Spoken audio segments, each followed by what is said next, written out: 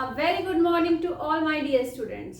जैसा कि आप जानते हैं कि विंटर का समय स्टार्ट हो गया है, तो आप सभी लोगों को स्टार्ट हो रहा है, तो आप सभी लोगों को अपना ध्यान रखने की ज़रूरत है। आजकल जो है जिसको देखो वायरल फीवर हो रहा है, किसी को डेंगू की वजह से फीवर हो रहा है, ठीक है।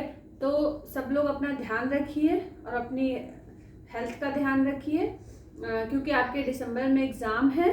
तो अगर हेल्थ सही रहेगी आपकी तो आप अच्छे से प्रिपरेशन कर पाओगे एग्ज़ाम की, ठीक है। तो आज हम लोगों का टॉपिक चला था यूनिट 4 का परमुटेशन एंड कॉम्बिनेशन। तो उसमें आप फैक्टोरियल सीख चुके हो। आगे अब हम लोग देखिए क्या पढ़ते हैं। आगे हम लोग परमुटेशन पढ़ेंगे जिसमें फैक्टोरियल का यूज़ होगा, इसीलिए फैक्टोरियल टॉपिक को पहले पढ़ाया गया था, ठीक है।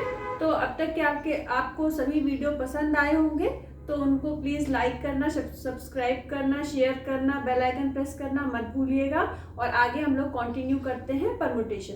तो परमुटेशन की जो एक्सरसाइज है, एग्जाम्पल्स तो आप समझ ही लोगे क्योंकि सॉल्व एग्जाम्पल समझने में ज़्यादा दिक्कत नहीं होती है। तो आज हम लोग उसकी एक्सरसाइज करेंगे कि परमुटेशन के क्वेश्चन कैसे सॉल्व करते हैं, ठीक है। तो सबसे पहले देखिए परमुटेशन के लिए जो हमारा फॉर्मूला, परमुटेशन की स्पेलिंग कहाँ से स्टार्ट होती है? पी से। तो इसलिए इसका देखिए सिंबल क्या होता है परमुटेशन का। सबसे पहले देखिए परमुटेशन में हम कौन सा फॉर्मूला यूज करते हैं? N P R. पी का मतलब क्या है? परमुटेशन, ठीक है। तो इसका फॉर्मूला होता है factorial n upon factorial n minus r. तो ऊपर तो फैक्टोरियल एन हो जाता है और अपॉन में फैक्टोरियल एन माइनस आर होता है। ये इसका फॉर्मूला है जो हम क्वेश्चंस में यूज करेंगे। और भी कुछ यूज करेंगे, वो देखते हैं, धीरे धीरे आगे सीखते हैं हम लोग। तो सबसे पहले देखिए क्वेश्चन नंबर 1। क्वेश्चन नंबर 1 क्या है हमारा? In how many ways can 5 person occupy 3 vacant seats? कितने पर्सन है? 5 पर्सन है। और वेकेंट सीट कितनी है? 3 है। और वो किस तरीके से ऑक्यूपाई करेंगे? तो इस तरह के question 5 person vacant, in how many ways can 5 person occupy 3 vacant seat? तो इसको हम कैसे लिखेंगे? 5p3। कैसे लिखेंगे? 5p3। तो अब 5p3 को आप कैसे सॉल्व करोगे? 5p3 को आप कैसे सॉल्व करोगे? इसको सॉल्व करने के लिए आप क्या करोगे? सबसे पहले फैक्टोरियल 5 अपॉन फैक्टोरियल 5 माइनस 3। तो फैक्टोरियल 5 माइनस 3 क्या हो जाएगा? फैक्टोरियल 2 हो जाएगा। फैक्टोरियल 5 को तब तक सॉल्व करो जब तक फैक्टोरियल 2 ना आ जाए। तो 5 into 4 into 3 into factorial 2 upon factorial 2। तो फैक्टोरियल 2 से फैक्टोरियल 2 कट जाएगा, मिलेगा क्या? 5 4 जा 20 और 23 जा 60। तो 60 इसका आंसर हो गया। अब क्वेश्चन नंबर 2 हमारा है in how many ways can 5 children stand in a Q? अब एक क्यू में 5 चिल्ड्रेन्स को क्या होना है? खड़े होना है। तो उसके लिए हम क्या करेंगे? क्या फॉर्मूला अप्लाई करेंगे? भाई 5 चिल्ड्रेन है तो 5 तरीके से कर सकते हैं। भाई कोई भी आगे आ सकता है, फर्स्ट नंबर की पोजीशन पे कोई भी आ सकता है, फिर सेकंड वाला बच्चा भी फर्स्ट नंबर की पोजीशन पे आ सकता है। तो क्या हुआ? इस तरीके से वो 5 तरीके से इधर उधर हो सकते हैं। तो 5p5 इसका फॉर्मूला हो जाएगा, ठीक है। तो देखिए फैक्टोरियल 5 अपॉन फैक्टोरियल 5 माइनस 5। अब आप पढ़ चुके हो कि यहां है फैक्टोरियल 5, नीचे आ जाएगा फैक्टोरियल 0। फैक्टोरियल 0 की वैल्यू क्या होती है? 1 होती है। और फैक्टोरियल 5 की वैल्यू क्या होती है? 120 होती है। इसको आप सॉल्व भी कर चुके हो। कैसे? 5 इंटू 4 इंटू 3 इंटू 2 इंटू 1। 5 4 जा 20, 23 जा 60, 62 जा 120। ये आपका क्वेश्चन नंबर 2 हो गया। फिर क्वेश्चन नंबर 3 है, in how many ways can 4 different books, 1 each in chemistry, physics, bio and mathematics be arranged in a shelf? Exactly ये क्वेश्चन नंबर किसकी तरह है? क्वेश्चन नंबर 2 की तरीके का है ये क्वेश्चन कि 4 डिफरेंट बुक्स हैं और उनको हम 4 डिफरेंट बुक्स हैं, कौन कौन सी? केमिस्ट्री है, फिजिक्स है, बायो है और मैथमेटिक्स है। इनको हम शेल्फ में अरेंज करना चाहते हैं। तो इनको अगर हम शेल्फ में अरेंज करेंगे तो कैसे अरेंज करेंगे? तो देखिए 4 सब्जेक्ट की बुक है, 4 बुक्स है, अलग अलग सब्जेक्ट की हैं, इनको एक शेल्फ में अरेंज करना है। तो इसका तरीका क्या होगा? इसका तरीका होगा, भाई कोई भी बुक आगे पीछे कर सकते हैं, 4p4। तो 4p4 का मतलब क्या है? Factorial 4 upon factorial 0। फैक्टोरियल 4 को क्या लिखोगे? 4 इंटू 3 इंटू 2, तो ये आ जाएगा 24। 2 इंटू 1 भी होगा, 1 का तो मल्टीप्लाई किसी में भी करते हैं तो सेम ही आता है। फैक्टोरियल 0 की वैल्यू क्या हो जाएगी? 1। तो आंसर आ जाएगा आपका 24।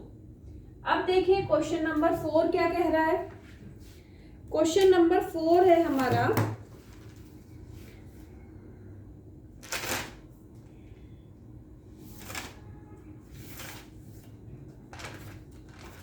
देखिए क्वेश्चन नंबर 4 है हमारा, क्या है कि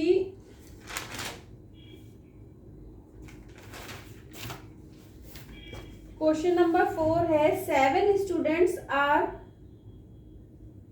contesting the election for presidentship of students union. In how many ways can their names be listed on the ballot paper?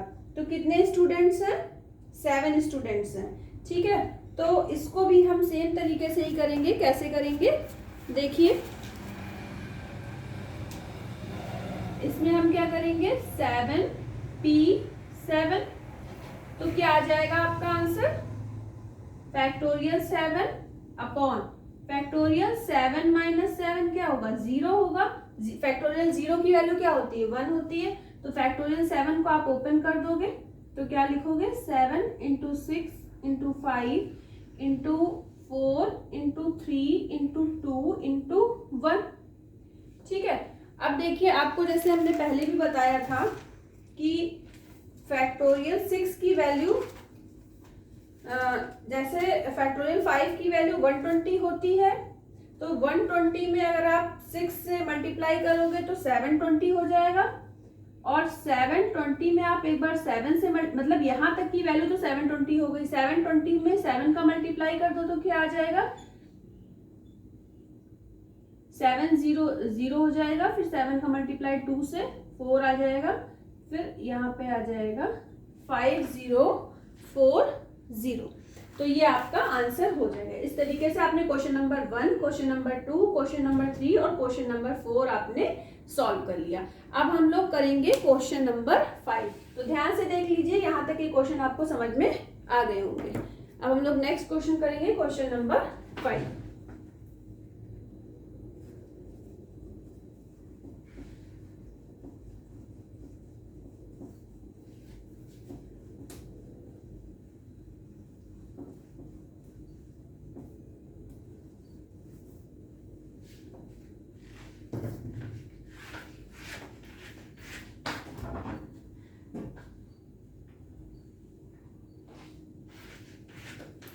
Question number 5 क्या है देखते हैं।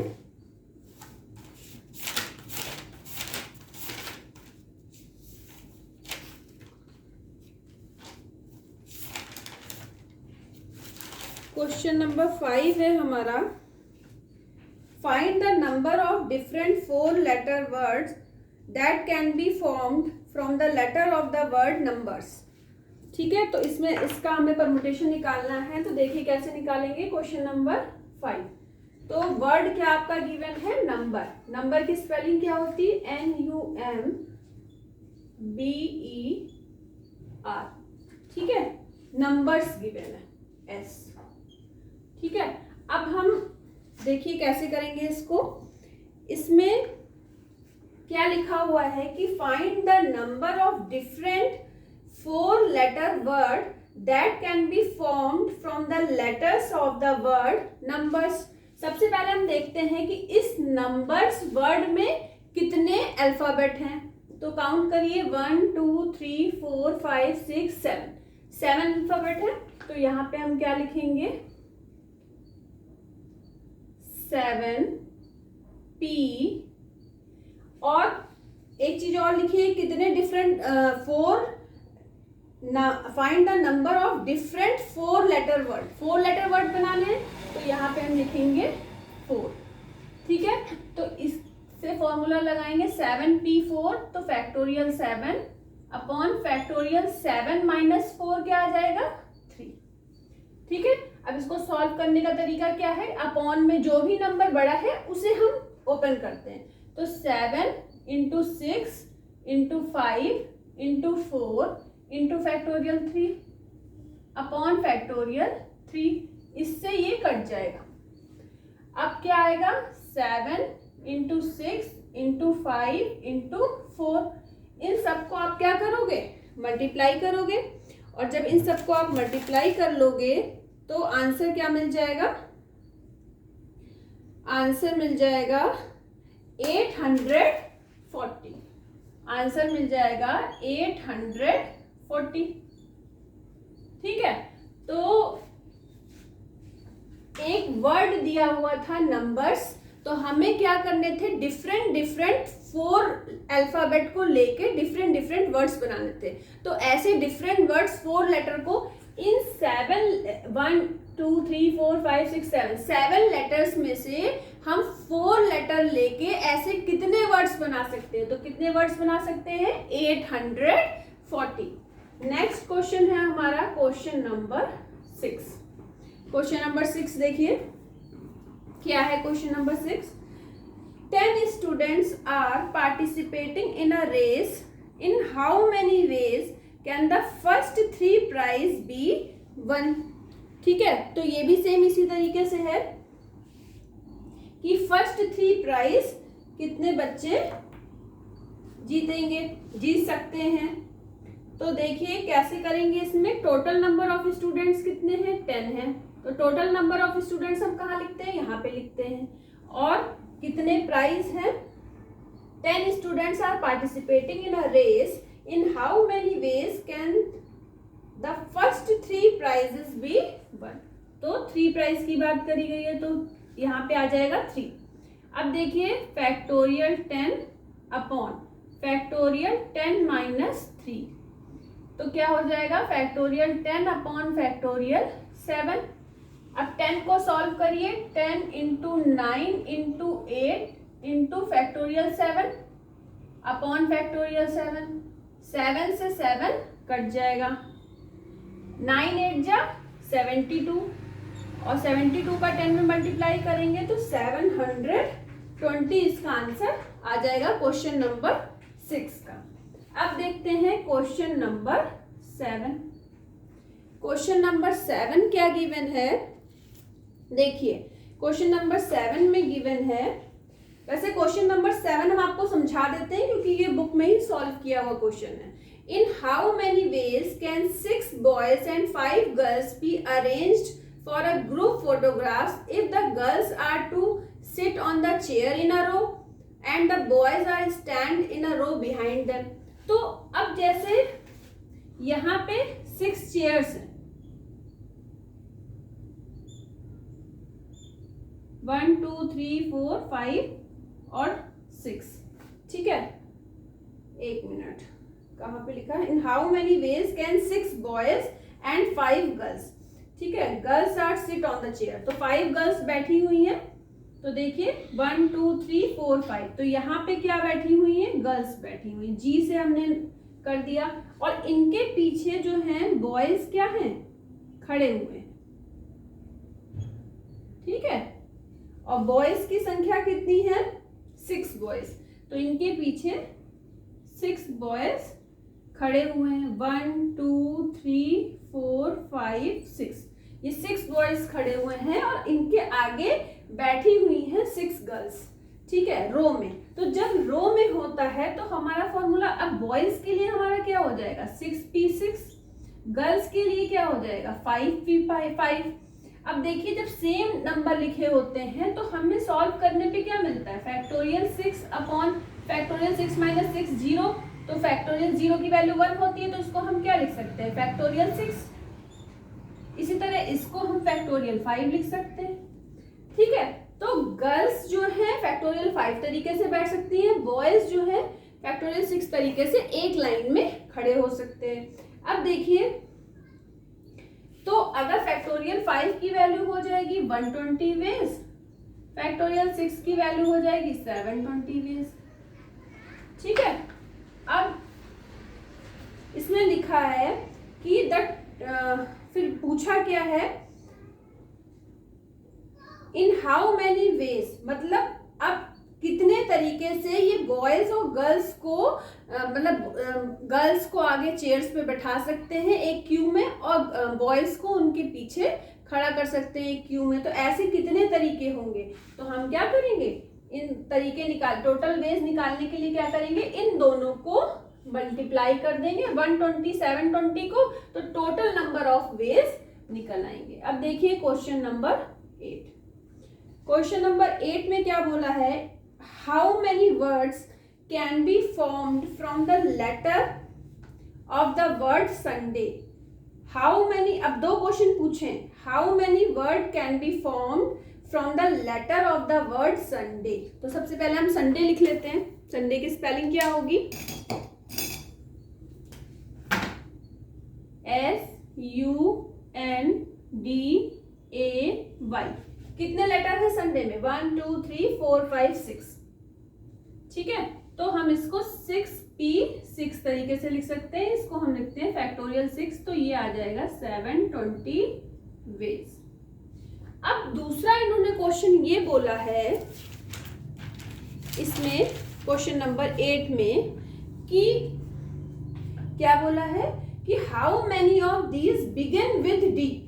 अब मान लीजिए जब भी इस तरह की कंडीशन गिवन होती है कि हमेशा अगर जो हमें वर्ड्स बनाने हैं इन लेटर से उनमें कोई एक लेटर दे दिया गया कि हमेशा उसी लेटर से वो वर्ड स्टार्ट हो, तो हम उस जितने भी लेटर दिए होते हैं उससे एक लेटर माइनस कर देते हैं, ठीक है। तो अब ये डी एक कांस्टेंट लेटर की तरह यूज होगा। कांस्टेंट का मतलब कि अब इसकी काउंटिंग नहीं होगी। अगर हम डी को हटा देते हैं तो फिर हमें यहाँ पे कितना मिलेगा 1 2 3 4 5, ठीक है, क्योंकि डी हमेशा डी से ही स्टार्ट होगा और किसी लेटर से स्टार्ट ही नहीं हो सकता, तो ये एज अ कांस्टेंट यूज होने लगता है। तो यहाँ पे अब क्या आ जाएगा, नेक्स्ट कंडीशन के लिए जो इसका सेकेंड क्वेश्चन पूछा गया है तो उसके लिए आ जाएगा 5p5। 5p5 को आप फैक्टोरियल 5 लिख सकते हो और फैक्टोरियल 5 की वैल्यू होती है 120, ठीक है। अब देखिए क्वेश्चन नंबर 8 हो गया आपका। अब क्वेश्चन नंबर 9 पूरा सही से लिखा नहीं हुआ है, ठीक है, पूरी चीज सही से गिवन नहीं है, तो क्वेश्चन नंबर 10 करते हैं इसके बाद। तो ये आप लोगों को समझ में आ गया होगा और अब हम लोग करेंगे क्वेश्चन नंबर 10।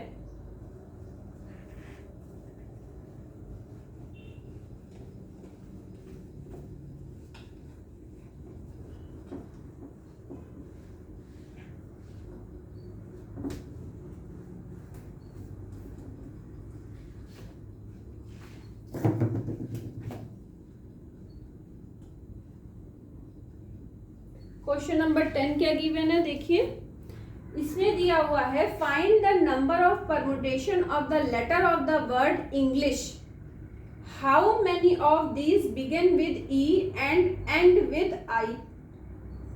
अब देखो इसमें भी दो क्वेश्चन पूछे गए हैं कि सबसे पहले तो पूछा है find the number of permutation of the letter of the word. अब इंग्लिश पहले हम वर्ड लिख लेते हैं, ENGLISH। इंग्लिश वर्ड में अब कितने परमुटेशन बनेंगे, 1 2 3 4 5 6 7 7 बनेंगे।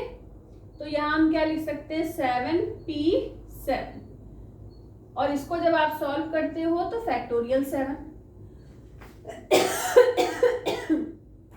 फैक्टोरियल 7 की वैल्यू क्या आती है, फैक्टोरियल 7 की वैल्यू आपकी आ जाती है 5040।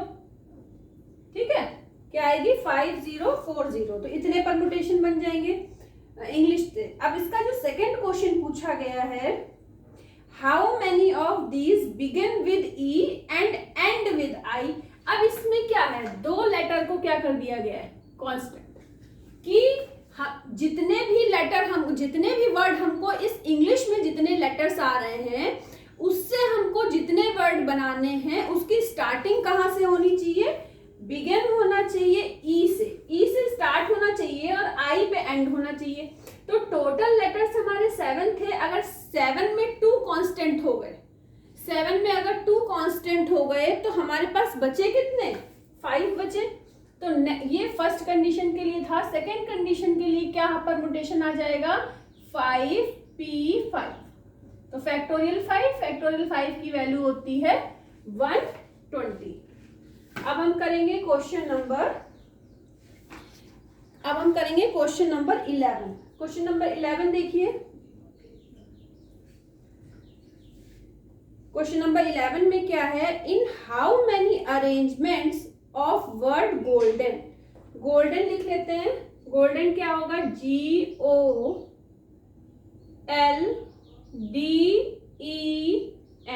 Golden. In how many arrangements of word golden will the vowels never occur together। तो इसमें बोला गया है कि वर्ड आपको ऐसे बनाने हैं, इन जो ये अल्फाबेट दिए हुए हैं गोल्डन में, इनसे इस तरीके से वर्ड्स को बनाना है कि वॉवेल कभी भी एक साथ ना आए। अब कभी भी एक साथ ना आए तो उसके लिए हम क्या लिखेंगे, एक फॉर्मूला लिखेंगे। टोटल, इतना ही पूछा गया, कुछ और भी पूछा गया इसमें, हाँ इतना ही पूछा गया। तो इसमें हम फॉर्मूला लिखेंगे total number of words in which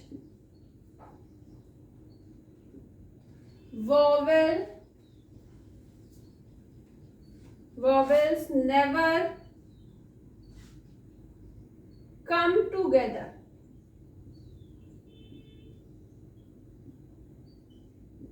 अब इसके लिए क्या करेंगे, तो इसका फॉर्मूला बनेगा सबसे पहले total number of words, total number of words, total number of words minus total number of words in which the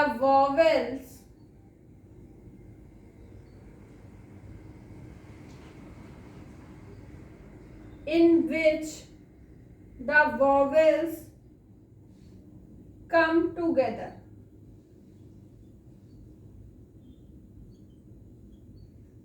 अब देखिए total number of words in which vowels come together, ठीक है, इज इक्वल टू क्या होगा, total number of words in which vowels never come together. अब ऐसा कैसे निकालेंगे, सबसे पहले टोटल नंबर ऑफ वर्ड्स निकाल लेंगे, उसमें से हम माइनस कर देंगे कौन से, total number of words in which the vowels come together. एक हम ऐसा निकालेंगे सेट कि जिसमें वॉवेल आएंगे एक साथ, और एक हम टोटल नंबर ऑफ वर्ड्स का निकालेंगे, टोटल नंबर ऑफ लेटर्स को लेके बनाएंगे, जितने भी वर्ड्स, जितने भी परमुटेशन बनेंगे, अगर उनको हम माइनस कर देंगे आपस में तो हमें क्या मिल जाएगा, total number of words in which vowels never come together. अब गोल्डन की स्पेलिंग में क्या है, 6 अल्फाबेट है, तो ये तो बन जाएगा NPN की जगह हम क्या लिखेंगे 6 है तो 6p6 minus total number of words in which the vowel come together.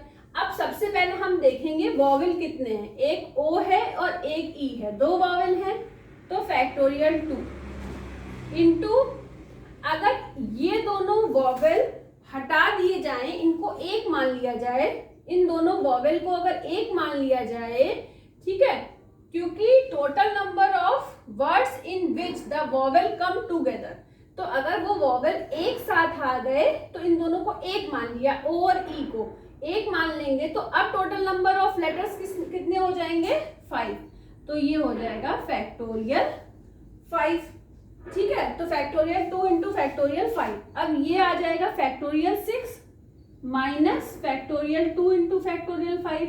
अब इसको सॉल्व करने के लिए क्या करें, 6 बाहर निकाल ले, अंदर आ जाएगा फैक्टोरियल 5, फैक्टोरियल 5 कॉमन ले लीजिए, तो अंदर क्या आ जाएगा 6, फैक्टोरियल 2 की वैल्यू 2 होती है, 6 माइनस 2, तो 6 माइनस 2 क्या होता है, 4 होता है, इंटू फैक्टोरियल 5 की वैल्यू होती है 120,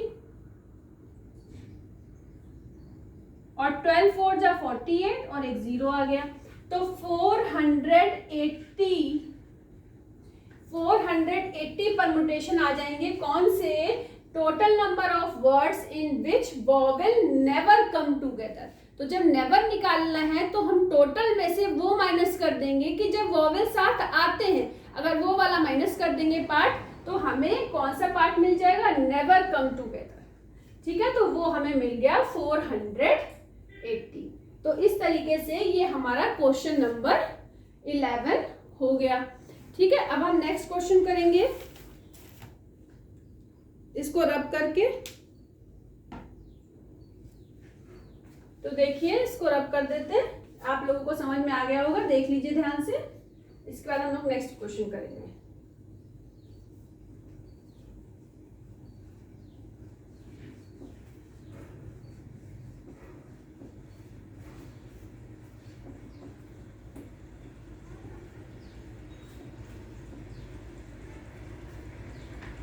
अब नेक्स्ट क्वेश्चन है हमारा क्वेश्चन नंबर 12। अब क्वेश्चन नंबर 12 क्या है हमारा, देखते हैं। क्वेश्चन नंबर 12 है हमारा, in how many ways can 6 books on economics, 5 on history and 3 on Hindi be arranged on a shelf so that the books on each subject are always together, ठीक है।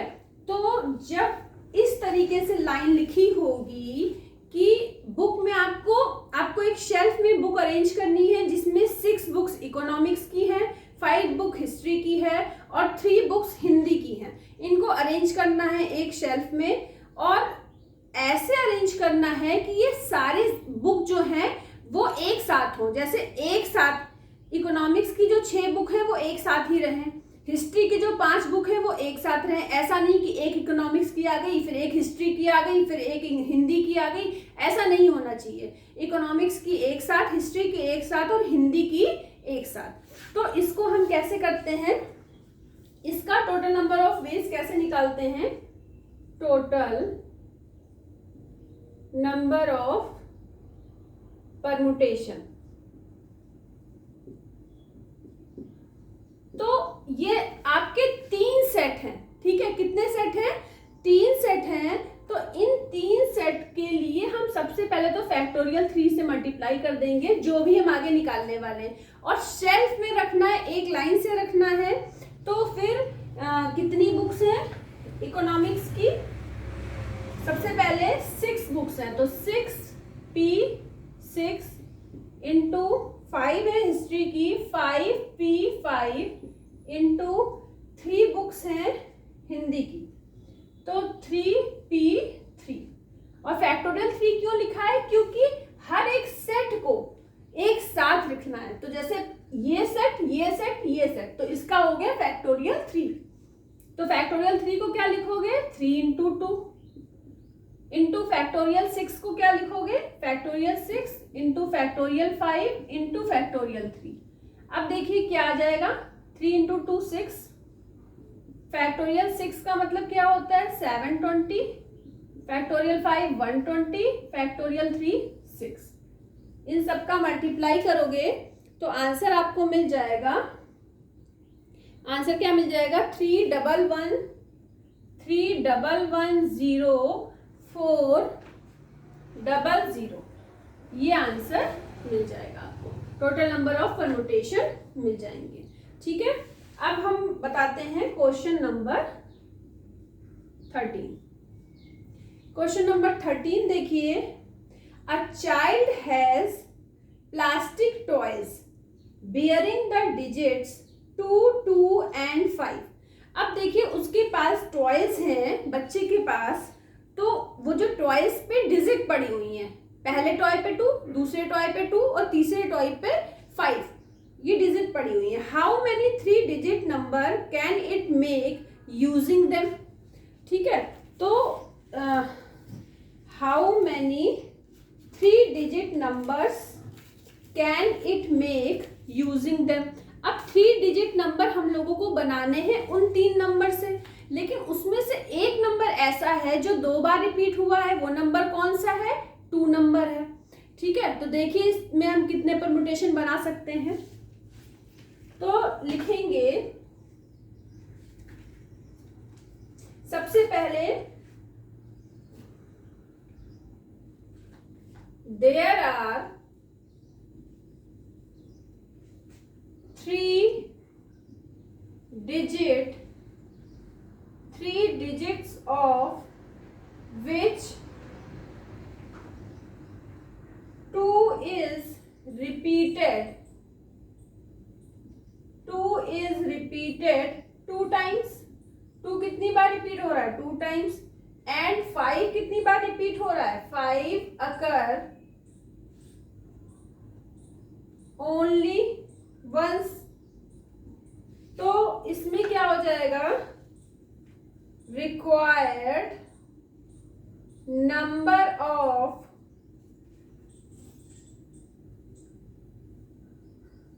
Permutation. कैसे करेंगे, टोटल नंबर कितने हैं, total number कितने हैं 3 है, 3 number है, एक टॉय पे 3, एक टॉय पे 2 लिखा है, दूसरे टॉय पे भी 2 लिखा है, तीसरे टॉय पे 5 लिखा है, टोटल कितने नंबर है 3, तो 3p3। अच्छा, अब जो नंबर रिपीट होता है, जैसे 2 जो नंबर है वो कितनी बार आया है 2 बार आया है, तो उससे हम उसको डिवाइड कर देंगे। ठीक है, तो फैक्टोरियल 2 से हम क्या करेंगे डिवाइड कर देंगे। तो अब देखिए 3p3 का तो मतलब फैक्टोरियल 3 अपॉन फैक्टोरियल 2। फैक्टोरियल 3 को 3 इंटू 2 इंटू 1 लिख सकते हैं, फैक्टोरियल 2 को 2 इंटू 1 लिख सकते हैं। इससे ये कट जाएगा, आपको आंसर क्या मिल जाएगा, आपका आंसर हो गया 3। तो टोटल नंबर ऑफ परम्यूटेशन कितने हो गए 3 हो गए। टोटल नंबर ऑफ वर्ड्स कितने बने 3 बने। ठीक है, तो ये तरीका है करने का। अब हम नेक्स्ट क्वेश्चन करेंगे, इसको तब तक ध्यान से देख लीजिए इस क्वेश्चन को। क्वेश्चन नंबर 13 हो गया है। अब हम लोग करेंगे क्वेश्चन नंबर 14। ठीक है, तो अब हम करेंगे क्वेश्चन नंबर 14। या तो फिर हम ऐसा करते हैं कि अभी कितना टाइम लगेगा हम लोगों को, वैसे है तो छोटा सा ही पार्ट है, तो हम तो सोच रहे थे कि आज ही खत्म कर दें इस पार्ट को, लेकिन समय हो गया है तो आज हम लोग यहीं तक रखते हैं। आगे कल हम लोग परम्यूटेशन के और क्वेश्चंस पढ़ेंगे। ठीक है, तो आशा करते हैं कि आप लोगों को ये वीडियो अच्छा लगा होगा, समझ में भी आया होगा। ठीक है, तो अच्छे से तैयारी करिए। वीडियो को लाइक करना, सब्सक्राइब करना, बेल आइकन प्रेस करना, शेयर करना, कमेंट करना मत भूलिएगा। Thank you.